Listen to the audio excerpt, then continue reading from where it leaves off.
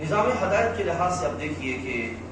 خالق کائنات جل وعلا نے ہمیں سورہ فاتحہ جو ارشاد فرمائی، اس سورہ فاتحہ میں پہلی 3 آیتیں 4 آیتیں پڑھیں، اس کے بعد جو چوتھی آیت 5ویں آیت آتی ہے، اس آیت میں اللہ تعالیٰ نے اپنی بارگاہ سے بندوں کو جو کچھ مانگنے کا حکم فرمایا ہے وہ کیا ہے۔ اب دیکھیے انسان کا جسم ہے، انسان کی سوچ ہے، عقل ہے، انسان کی اولاد ہے، اس کے کاروبار ہے، اس کے جملہ باقی معاملات ہیں، لیکن خالق کائنات جل وعلا نے ان سبھی معاملات میں سے بندے کو جو چیز اپنی بارگاہ سے مانگنے کا حکم دیا ہے، یقیناً وہ چیز زیادہ اہم ہوگی جس کو رب تعالیٰ نے بندے کو اپنی بارگاہ سے مانگنے کا حکم دیا ہے۔ اولاد بھی ہے، بندہ وہ بھی مانگتا، رزق ہے اب وہ مانگتا، کاروبار ہے بندہ وہ مانگتا، اور اس طرح کے دوسرے جتنے بھی پہلو ہیں بندہ ان چیزوں کو مانگنے کا اہتمام کرتا، لیکن رب ذوالجلال نے خود اپنی بارگاہ سے بندے کو جو چیز مانگنے کا جو وہ سلیقہ عطا فرمایا، طریقہ دیا کہ کیا مانگنا ہے، اس کو دیکھیے رب تعالیٰ فرماتا ہے بسم اللہ الرحمن الرحیم اہدنا الصراط المستقیم۔ پہلا لفظ ہے اور عرض ہے اللہ کی بارگاہ میں اور دعا ہے اس کریم سے، اہدنا اے اللہ مجھے ہمیں ہدایت عطا فرما۔ یہ نہیں فرمایا کہ صرف مجھے ہدایت دے، فرمایا ہمیں ہدایت عطا فرما۔ ٹھیک ہے، اس کا مطلب یہ ہرگز نہیں ہے کہ کوئی بندہ یہ کہے کہ سب مل کر مانگیں گے تبھی ہوگا، نہیں، بندے کو کہا گیا کہ تم اکیلے بھی جب بیٹھ کے مانگو تو صرف اپنے لیے نہ مانگو بلکہ سارے مسلمانوں کے لیے مانگو، کیونکہ اسلام کے دائرے کی برکت سے تم سب ایک ہو، انما المؤمنون اخوہ، تم سب جو ہے وہ بھائی بھائی ہو، اس اعتبار سے تم سب جو ہے وہ جب ایک مانگے تو سب کے لیے مانگے، تو جب سب کے لیے مانگے گا تو اس کا نتیجہ یہ نکلے گا کہ جو کسی کے حصے میں اگر اس کی زبان کے سبب ہدایت آئی تو اللہ اس کی برکت سے اس کو بھی عطا فرما۔ جیسا کہ حدیث میں آتا ہے نبی علیہ السلام نے فرمایا کہ اگر کوئی مسلمان غائب میں پیٹھ پیچھے کسی مسلمان بھائی کے لیے دعا کرتا ہے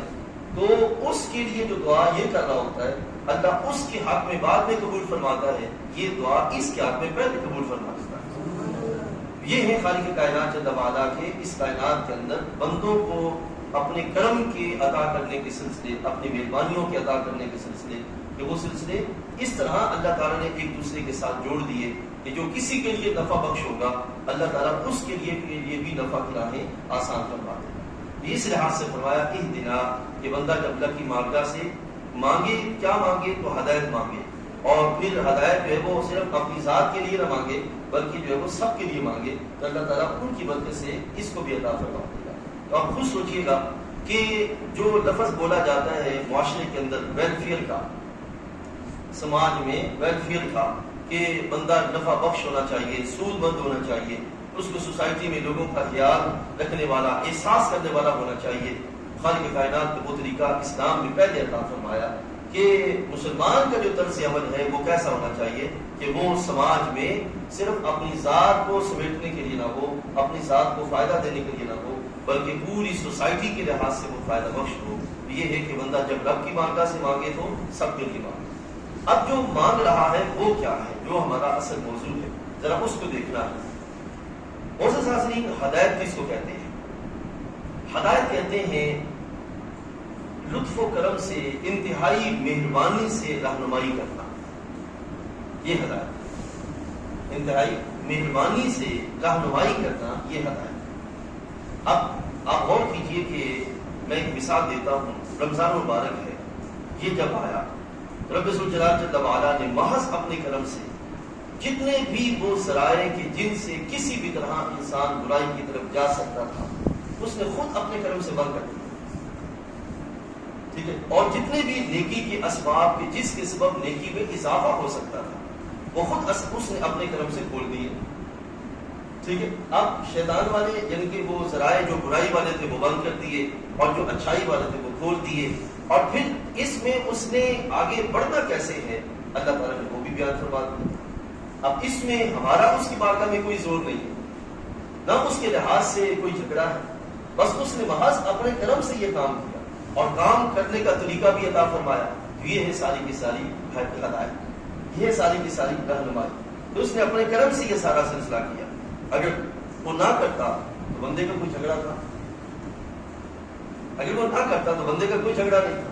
بندہ نہ اس کی بارگاہ میں شکایت کر سکتا ہے نہ شکوہ کر سکتا ہے، ہاں اس کی ہدایت کا تقاضا یہ تھا کہ وہ یہ کرے اور اس نے محض اپنے فضل سے ایسا کیا۔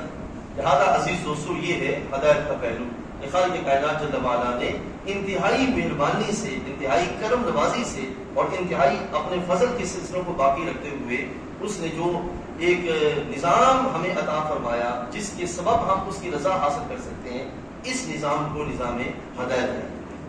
جو خالق کائنات جل وعلا نے بندوں کو عطا فرمایا۔ اب آپ سمجھ گئے ہوں گے کہ نظام ہدایت ہے وہ کس چیز کا نام ہے، ٹھیک ہے۔ اب جو نظام ہدایت ہے کہ خالق کائنات جل وعلا نے انسان کی طبیعت میں فطری طور پر رکھا ہوا، اگر غور کریں تو فطری طور پر اللہ تعالیٰ نے وہ چیزیں جو انسان کی طبیعت کی فطری تقاضے ہیں ان کو رب ذوالجلال جل وعلا نے انسان کی طبیعت میں فطری طور پر ودیعت کر دیا۔ ایک مثال اس کو سمجھا کے آپ کے آگے بڑھتے ہیں۔ دیکھیے آپ مثلا مخلوق جتنی بھی ہے اس میں سے بکری لے لیتے ہیں یا گائے لے لیتے ہیں، اس کا بچہ پیدا ہوتا ہے تو آپ دیکھتے ہیں کہ بچے کو بھوک لگے تو اس کو کھول دیا جائے، بچہ کدھر جائے گا؟ فوراً اپنی ماں کی طرف جائے گا اور پھر ماں کے پاس پہنچ کر جو اس کا فطری تقاضا ہے وہ پورا کرے گا۔ اب یہ چیز کس نے اس کی طبیعت میں رکھی کہ تم نے یہ کام کرنا ہے، تم نے اس طرف بڑھنا ہے اور اس طرح بڑھ کے تم نے جو ہے وہ اپنی خوراک کو پورا کرنے کا اہتمام ہے، یہ کس نے رکھی ہے؟ رب ذوالجلال۔ اسی طریقے سے اب دیکھیے کوئی بھی انسان اس کائنات کے اندر کسی بھی مذہب سے تعلق رکھتا ہے، آپ ذرا غور کریے گا کہ جب بھی وہ پریشانی کا شکار ہوگا تو وہ اپنا سر آسمان کی طرف اٹھائے، کوئی بھی ہو وہ اپنا سر آسمان کی طرف اٹھائے۔ اب بھلے وہ اپنی زبان سے انکار کر رہا ہے رب ذوالجلال کا، لیکن اس کی طبیعت اس بات کا تقاضا کر رہی ہے کہ جو تمہارا مالک ہے وہ آسمانوں کا خالق ہے، لہٰذا اس کی طرف جو وہ توجہ کرو۔ تو یہ ہے کہ رب کائنات نے انسان کی طبیعت میں یہ جو ہدایت کے سلسلے ہیں یہ ودیعت فرما دی، ٹھیک ہے نا۔ اب کچھ چیزیں وہ ہیں جو طبیعت میں ودیعت فرما دی، اب کچھ چیزیں وہ ہیں جو اس نظام کے لحاظ سے، درستگی کے لحاظ سے انسان کے پاس ہونی چاہیے۔ وہ جو نظام ہے جو درستگی کے لحاظ سے اس کائنات کے لحاظ سے بندے کو عطا کیا گیا قرآن و سنت کی صورت میں، اس نظام کو نظام ہدایت ہے۔ بات سمجھ آ گئی نا؟ یہ ابھی ایک ابتدائی پہلو تھا، ایک یوں سمجھیے گا کہ تمہیدی پہلو کے لحاظ سے جو میں نے آپ کے سامنے رکھا کہ یہ ہے رب ذوالجلال کا نظام ہدایت جو اس نے اپنی بارگاہ سے اس نے اپنے بندوں کو عطا فرمایا۔ اب یہ نظام ہدایت جو ہے یہ کن کن چیزوں کے لحاظ سے، اب دیکھیے اس کائنات میں تین طرح کی پہلو ہیں جن کے لحاظ سے انسان کو ہدایت کا سلسلہ چاہیے۔ تین چیزیں، سب سے پہلے کائنات کے اندر مناظر قدرت ہے، مناظر قدرت، قدرت کے جو منظر ہیں، سورج ہے، چاند ہے، ستارے ہیں، شجر ہے، حجر ہے، اس طرح اللہ تعالیٰ جل وعلا کا اس کائنات کے اندر جو منظر ہیں، مناظر ہیں، ان کے لحاظ سے بندے کے لیے ہدایت کا سلسلہ۔ آپ کے ذہن میں خیال آئے گا بھائی اس کے لحاظ سے ہدایت کے سلسلے کا کیا مطلب ہوا، ابھی میں وہ آپ کے سامنے رکھتا ہوں۔ دوسرا، رب کائنات جل وعلا کی بندگی کے لحاظ سے ہدایت کا سلسلہ، ٹھیک ہے۔ اور تیسرا، اس کائنات کے اندر آپ دیکھ رہے ہیں کہ عقل انسانی نئی نئی ایجادات کر رہی ہے، ٹھیک ہے، اور ان ایجادات کے لحاظ سے انسانی ہدایت کا سلسلہ۔ یہ تین چیزیں ہیں جو کہ ہدایت کے لحاظ سے اس وقت کے انسان کو سمجھنے کی آسان ہے۔ اب پہلی چیز کیا ہے؟ پہلی چیز یہ ہے کہ اس کائنات کے مناظر کے لحاظ سے آپ غور کیجیے کہ بہت ساری امتیں پہلی ایسے گزری کہ جب ان کو اللہ کی طرف سے وحی والی روشنی میسر نہیں آئی، انسان اس کائنات کی مختلف اشیاء کو اپنا خدا مان بیٹھا، سورج کو خدا بنا بیٹھے، چاند کو معبود بنا بیٹھے، ستاروں کی پوجا کرنا شروع کر دی، سانپوں کی پوجا کرنا شروع کر دی، دریاؤں کی، پہاڑوں کی پوجا کرنا شروع کر دی۔ خالق کائنات جل وعلا نے یہ جو مناظر قدرت ہیں، ان مناظر کے اندر بندے کی اپنی حیثیت کیا ہے اور اس نے ان چیزوں کو کیسے دیکھنا ہے اور رب ذوالجلال کی بندگی کا اہتمام کیسے کرنا ہے، یہ چیز اللہ رب العزت نے پہلے بیان فرمائی، کیونکہ یہ چیزیں بھی انسان کی اس کائنات کے اندر رکھی گئی ہیں اور انسان کو بھی اس کائنات کے اندر رکھا گیا ہے۔ انسان اگر دیکھتا ہے کہ پہاڑ کو کہ کتنا بلند ہے اور کتنا قوی ہے اگر وہ اپنی حیثیت نہ سمجھ سکے اور پہاڑ کی حیثیت نہ سمجھ سکے، ہو سکتا ہے پہاڑ کی قوی ہونے کے سامنے اور بلند ہونے کے سامنے وہ جھک جائے اور کہے کہ ہاں یہ بہت عالی شان ہے، میری اس کے سامنے حیثیت کیا ہے، تو جھک کر اس کو اپنا معبود بنا بیٹھے۔ اسی طرح سورج کے نفع بخش ہونے کو دیکھے کہ سورج جب اٹھتا ہے تو اس کی وجہ سے کھیت کھلیان پکتے ہیں اور اس کی وجہ سے طبیعت میں پاکیزگی اور ستھرائی آتی ہے۔ اگر یہ نہ ہو تو اب انسان کا کیا بنے گا؟ ہو سکتا ہے اس کو معبود بنا بیٹھے۔ اسی طرح جو ہے وہ پربت سے ہواؤں کا چلنا ہے، تو جدھر سے ہوا چلتی ہے اس جہت کو انسان اپنا جو ہے وہ معبود سمجھ بیٹھے، ہاں یہ مقام، یہ جگہ کہ جہاں سے ہوا آتی ہے اسی سے مجھے سکون ملتا ہے۔ تو اگر یہ نہ چلے تو زندگی اجیرن ہو جاتی ہے۔ یقیناً انسان اس کو کہے کہ ہاں یہ چیزیں اس قابل ہیں کہ ان کے سامنے اپنی پریشانی چکائی جائے۔ تو پہلی امتوں کے اندر باقاعدہ ایسا ہوا تو ہمارے آقا صلی اللہ علیہ وسلم پر اترنے والی شریعت مطالعہ میں اس بات کے لحاظ سے بھی رہنمائی فرمائی گئی کہ سورج، چاند، ستارے، شجر، حجر، یہ ساری چیزیں تمہارے نفع کے لیے پیدا کی گئی ہیں، تمہارا معبود نہیں بنایا گیا انہیں، تمہارا جو معبود ہے وہ ایک ذات ہے اور وہ ہے اللہ۔ یہ بندے کو سکھایا گیا۔ اب آج کے دور میں ہمارے بچے کارٹون دیکھتے ہیں اور اس طرح کی دوسری چیزیں دیکھتے ہیں، اور ان میں جو غیر مسلم قوتیں ہیں وہ انہی چیزوں کو اپنے بچوں کے سامنے اور ان کے ذریعے بھی ہمارے بچوں کے سامنے وہ جو کچھ بنا کے پیش کرتے ہیں۔ تو ایسے میں اگر ہمارے بچوں کو رہنمائی نہ ملے اور ان کو ہدایت کا سلسلہ نہ دیا جائے، ان کو نہ سکھایا جائے کہ ان کا مذہب اور مذہب کی بنیاد اور ہے، ان کا سوچنے کا انداز اور ہے، ان کا کائنات کے لحاظ سے تعلق کا انداز اور ہے، ہمارا اور ہے، تو اس کا مطلب یہ ہے کہ ہم نے بچوں کو ان کے رحم و کرم پہ چھوڑ دیا۔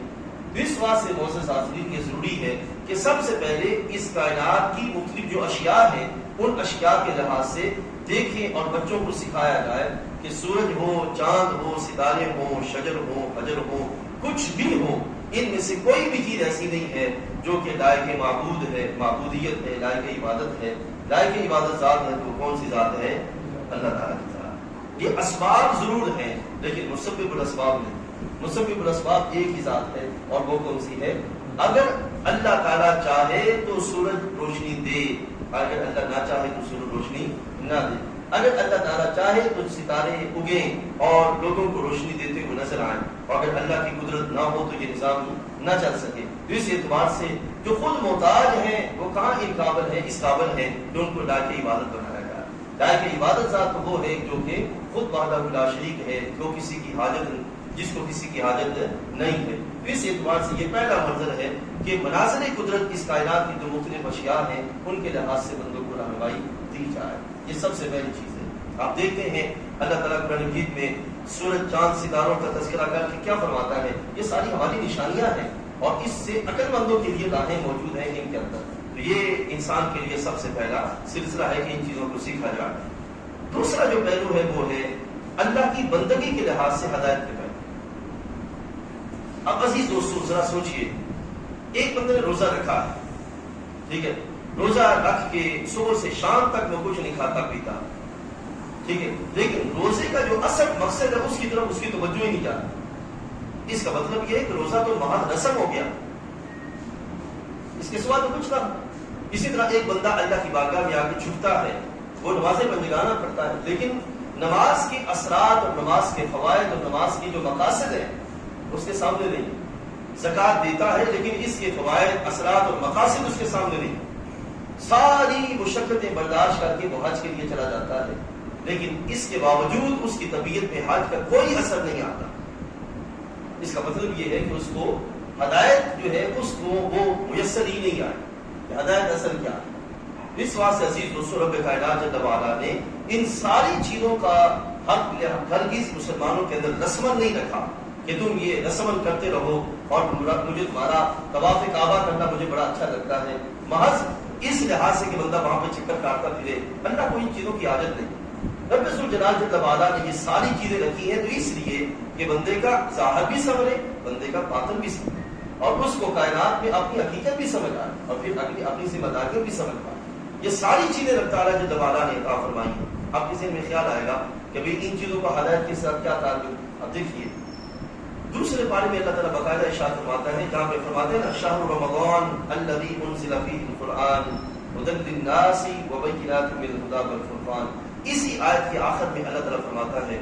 وَلِتُكْمِلُوا الْعِدَّةَ وَلِتُكَبِّرُوا اللَّهَ عَلَى مَا هَدَاكُمْ. یہ ہے اللہ تعالیٰ جل وعلا کا طریقہ کہ یہ جو ہم نے تمہیں دورانیہ دیا ہے 29 دن یا 30 دن، وَلِتُكْمِلُوا الْعِدَّةَ، اس عدت کو پورا کرو، ٹھیک ہے نا؟ اور پھر کیا کرو؟ وَلِتُكَبِّرُوا اللَّهَ عَلَى مَا هَدَاكُمْ، کہ اس جو اللہ نے تمہیں ہدایت عطا فرمائی ہے، اس ہدایت پر اللہ تعالیٰ کی بڑائی بیان کرو. اب مجھے ذرا سوچ کے بتائیے، اس نے حکم دیا ہوتا کہ روزے رکھو اور طریقہ بیان نہ کیا ہوتا اور مقصد ہمیں اس سے آگاہ نہ کیا ہوتا، تو کون جانتا کہ روزے کیسے رکھے جائیں؟ کون جانتا کہ روزے کا مقصد کیا ہے؟ کون جان سکتا کہ روزے کے طریقہ کار کیا ہے؟ یہ سارا کچھ انسان کو خبر نہ ہو، لیکن جب اس نے حکم دیا وہی پہ اس نے طریقہ کار بھی دیا، وہی پہ اس نے انتہا بھی بتا دی، اور نبی علیہ السلام کی صورت میں ہمیں عملی نمونہ بھی عطا فرما دیا. تو یہ ساری چیزیں دیکھ کر اللہ نے فرمایا کہ یہ سارا کچھ ہدایت ہے، اور یہ جو کچھ تم کو ہم نے عطا فرمایا ہے نا، تو یہ سارے کا سارا جو ہے وہ سلسلہ ہدایت ہے. تو اس کے لیے تم کیا کرو؟ لعلکم تشکرون، اللہ کی شکر گزاری کا اہتمام. یہ یاد رکھیے گا کہ صرف یہ چیزیں رسمن نہیں دی گئی کہ بندہ جو ہے وہ روزہ رکھے اور روزہ رکھ کے منہ بند کر کے پڑا رہے اور رات کو افطار کر لے، اور اس کے بعد جیسی اس کی طبیعت پہلے تھی ویسی وہ اپنی طبیعت رات میں بھی بنا کے رکھے. نہیں، خالق کائنات جل وعلا نے یہ دورانیہ اس لیے دیا کہ اس دورانیے کے اندر بندہ اپنے آپ کی اصلاح کر لے اور اس طریقے پر چل کے اپنے آپ کو درست کر لے اور پھر اپنے آپ کو رب ذوالجلال کی بندگی پہ قائم رکھنے کا اہتمام کر لے. یہ دو پہلو ہو گئے. اب اس کے بعد جو تیسرا پہلو ہے، کیونکہ میں نے کہا دورانیہ ہمارا آدھا گھنٹہ ہوگا، تیسرا جو پہلو ہے وہ یہ ہے کہ نت نئی ایجادات، عقل انسانی کے ذریعے نت نئی ایجادات جو وہ سامنے آ رہی ہیں، اور آپ دیکھ رہے ہیں کہ ہماری جو آج کی نوجوان نسل ہے، صحیح ان کی رہنمائی نہ ہونے کے سبب وہ ان ایجادات کو ہی اپنا مقصد حیات سمجھے بیٹھے ہیں. موبائل پکڑنا، لیپ ٹاپ لینا اور اس طرح کی دوسری جتنی بھی چیزیں ہیں، اور اس پر مختلف قسم کی ایپس، اور اس میں وہ یہ سمجھے بیٹھے کہ شاید اسی میں کمال دکھانا ہی یہ سب سے بڑا شرف ہے اور یہی سب سے بڑی انسانی جو ہے وہ مقاصد ہے، اس کے سوا کوئی اور مقصد ہی نہیں ہے، یہ سمجھ بیٹھے ہیں. عزیز دوستو، اس لحاظ سے بھی بندے کے لحاظ سے رہنمائی ضروری ہے. جس طرح سورج چاند ستاروں کے لحاظ سے رہنمائی ضروری ہے، اسی طرح ان چیزوں کے لحاظ سے بھی رہنمائی ضروری ہے کہ یہ چیز جو رب ذوالجلال کی عطا کردہ عقل کے ذریعے بندے نے بنا دی اور بنا کر یہ چیز سامنے لے آیا، اور سارے جہان کو اس ایک چھوٹی سی چیز کے اندر اس نے جمع کر دیا. اب اس کے ساتھ اس نے نمٹنا کیسے، اب اس کا استعمال کیا ہے، اس کا طریقہ کار کیا ہے، اس کے لحاظ سے اس نے کس طرح آگے بڑھنا ہے کہ اس کی زندگی کا مقصد بھی پورا ہوتا ہوا نظر آئے اور یہ چیزیں بھی وہ صحیح طریقے سے استعمال کرنے کی قابل ہو جائے اور اللہ کی بارگاہ میں سرخروئی اور رضامندی کا سلسلہ وہ بھی حاصل کر لے. اگر بچے کو سوچے ایک لمحے کے لیے کہ دے دیا جائے یہ موبائل اور نہ بتایا جائے رستہ کیا ہے، تو موبائل تو اس میں ایسے ایسے زہر موجود ہیں کہ وہ چلتے چلتے اس مقام پہ جا کھڑا ہوگا کہ نہ اس کو پہلے کی خبر ہوگی، نہ بعد کی خبر ہوگی، بند گلی ہوگی کہ آگے دیوار ہوگی اور پیچھے جو ہے وہ آگ ہوگی، وہ کہیں بھی نہیں جا سکے گا. لیکن اگر اس کو رہنمائی دی جائے، اس کو ذمہ داری دی جائے، اگر اس کو مقصد دیا جائے اور اس کو سمجھایا جائے کہ یہ تمہارا کس کام کے لیے ہے، اس کے ذریعے تم کیا کر سکتے ہو، کیا نہیں کر سکتے ہو، اور اس کے تمہارے کیا کیا فوائد ہیں، کون سے فائدے اچھے ہیں، کون سے فائدے برے ہیں، اور کس کا کس طرح فائدہ لیا جانا ہے، عزیز دوستوں پھر اس سے نتیجہ کیا نکلے گا کہ یہ ہدایت بھی بندے کو دنیا میں اور آخرت میں کامیابی کا ذریعہ بنا دے. اب دیکھیں کہ اس وقت بس سے جتنی بھی چیزیں آ رہی ہیں اس طرح کی، یہ ساری کی ساری چیزیں انسان کو اپنے بھور میں پھنسانے کے لیے، ایسے ہے نا، انسان کو اپنے بغل میں پھنسانے کے لیے کہ انسان جو ان چیزوں کو دیکھتا ہے، نئی نئی ایپس، اور اس ایپس کے ذریعے جو مادی فوائد ہیں ان چیزوں کی طرف بڑھتا ہے. ٹک ٹاک کے ذریعے آج کا نوجوان جس طرف جا رہا ہے، اور اس طرح کی دوسری جتنے بھی سوشل ایپس ہیں ان کے ذریعے بندے کا جو کردار ہمارے سامنے آ رہا ہے وہ آپ کے سامنے ہے. اب اس سارے پہلو پر اگر انسان کو ہدایت کا رستہ نہ دکھایا جائے، عزیز دوستو سوچیں کہ آج کا نوجوان چلتے چلتے جس نہج پہ چل رہا ہے اور جس مقام پہ آج کھڑا ہے، اگر اس کو رہنمائی نہ دی جائے تو آنے والی نسلیں کدھر جائیں گی اور کس مقام پہ جا کے کھڑی ہوگی. اس واسطے عزیز دوستو رب کائنات جل وعلا کا جو نظام ہدایت ہے یہ خالق کائنات کا محدود نہیں ہے، چند چیزوں پر مشتمل نہیں ہے، بلکہ خالق کائنات جل وعلا نے اس کو جو جامع بنایا ہے وہ اس لحاظ سے بھی ہے کہ انسان کی زندگی کا سارا جو سلسلہ ہے وہ اس کے اندر بیان کیا گیا. یعنی کہ آپ آسان لفظوں میں ایسے سمجھیے نوجوان بھائیوں کہ انسان کی آنکھ کھلنے سے لے کر آنکھ بند ہونے تک، آنکھ کھلنے سے لے کر آنکھ بند ہونے تک، ٹھیک ہے نا، گھر میں قدم رکھنے اور گھر سے باہر جہاں جہاں اس کے قدم چلیں گے وہاں تک، جہاں جہاں بھی معاملہ ہوگا وہاں تک اسلام کی چادر اتنی وسیع رکھی گئی، اتنی وسیع رکھی گئی کہ انسانی کردار بھلے کتنا ہی لیٹسٹ کیوں نہ ہو جائے اس چادر سے باہر نہیں جا سکتا. اسلام کی چادر اتنی وسیع ہے، اس کا سایہ اتنا گھنا ہے اور اس کا شجر اتنا سایہ دار ہے. رب ذوالجلال نے ایسا رکھا ہے کہ جو بھی انسان اس کی روشنی، اس کا سایہ لینا چاہے گا اور جہاں بھی جس کردار میں لینا چاہے گا، اللہ تعالیٰ کے جل وعلا کے فضل سے وہ کردار اس روشنی کو وہاں محسوس پائے گا کہ جو روشنی اللہ تعالیٰ نے بندے کے لیے رکھی ہوئی ہے. لیکن شرط کیا ہے، انشاءاللہ عزیز کو کل بیان کریں کہ بندہ اس کی اہمیت کو سمجھے. اور آخر میں معزز حاضرین بات کو ختم کرتے ہیں کہ رب کائنات جل وعلا کا یہ جو ہدایت کا سلسلہ ہے، اس کو جس طرح اللہ نے ہدایت کا سلسلہ رکھا ہے، اس کو پانے کے لحاظ سے بھی کچھ شرائط ہے، اس کو لینے کے لحاظ سے بھی کچھ شرائط ہے.